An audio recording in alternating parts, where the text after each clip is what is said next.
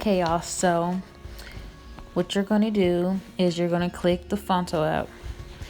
Next, you're going to click the camera, click plain image, and then you're going to click any square you want.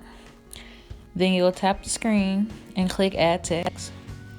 After you add your text, you'll adjust your size if you like to, and then save it. Then we'll be heading over to PicsArt.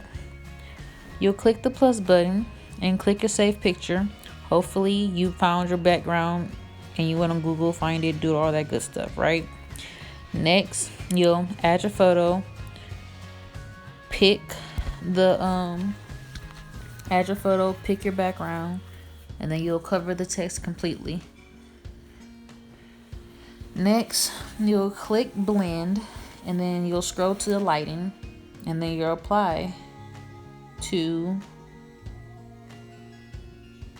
it, and then you'll press save. I know I'm like a little bit fast than the video, but then so that's about it. Easy peasy. I'll have a part 2 on how you can make it transparent for your flyers, business cards, and etc. Thank you guys for watching. And, just continue watching, just showing y'all what else you can do.